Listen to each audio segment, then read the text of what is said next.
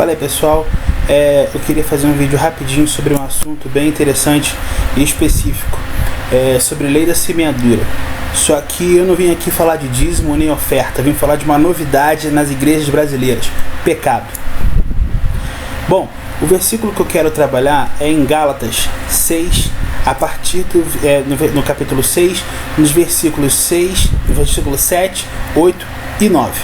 Bom, a Bíblia fala o seguinte, no versículo 7: não vos enganeis, Deus não se deixa escarnecer, pois tudo que o homem semear, isso também se fará. Bom, eu quero desconsiderar a questão de ofertas e dízimos, mas eu quero falar de uma coisa específica, como eu falei: pecado. Bem, já plantou milho alguma vez? Alguém já plantou um feijãozinho? Então, lei da semeadura é basicamente isso. Quando você planta uma sementinha, ela cresce e ela vai crescendo, vai dando frutos.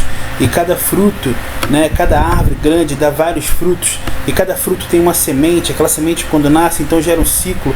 Então vamos pensar no milho. Você plantou um milho, aquele milho cresceu, virou uma árvore, gerou várias espigas. E dentro de cada espiga existem vários milhos pequenininhos, certo? Assim é o pecado na nossa vida. Quando você planta um pecado, a consequência daquele pecado que você plantou vai ser muito maior. Porque você só não planta um pecado.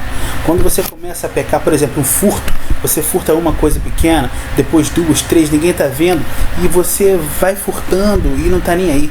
Quando você fala mal de alguém, você começa a falar mal de uma pessoa, do seu líder, do seu amigo, e aí você acaba amontoando sobre você mesmo várias atitudes erradas, e você está plantando essas atitudes erradas, e você está agindo de forma errada, e isso vai acumulando, e essa é a sua plantação, e com certeza na frente você vai colher, No versículo 8 diz o seguinte: porque quem semeia na carne ceifará a corrupção.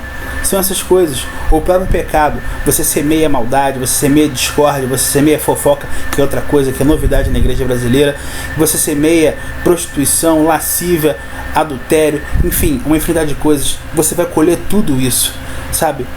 Mas aquele que semeia no Espírito ceifará a vida eterna. Bom, eu não preciso falar muita coisa sobre isso, você sabe o que eu quero dizer com isso, semear no Espírito, colher os frutos do Espírito, colher aquilo que o Senhor tem preparado para nós. Bom, e no versículo 9, concluindo, ele diz: e não nos cansemos de fazer o bem, porque ao seu tempo ceifaremos, e se não houvermos desfalecido. Ou seja, Deus não quer dizer para você que quem tem promessa não morre.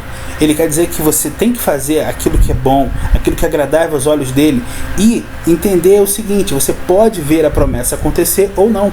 Independente disso, existe uma promessa maior, que é lá em cima na glória, que aí sim, essa é a promessa que você tem que almejar, essa é a promessa que você tem que esperar, tá? Não é você querer fazer o bem ou querer fazer uma boa ação, sabe, para você ter um retorno aqui nessa terra.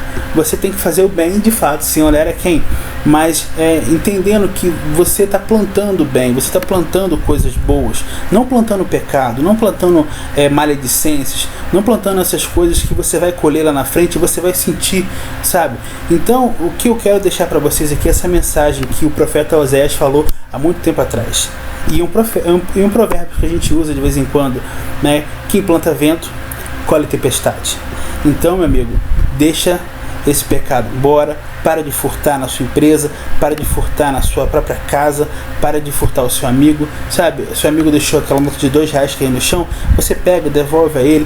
Comece assim, pequenos furtos, e vão tomando proporções tão grandes que quando você vê, o diabo já tomou você, e você está fazendo coisas que você nem imaginava que seria capaz de fazer. Então, meu amigo, quem colhe vento, quem planta vento, colhe tempestade. Então se liga, abre o olho.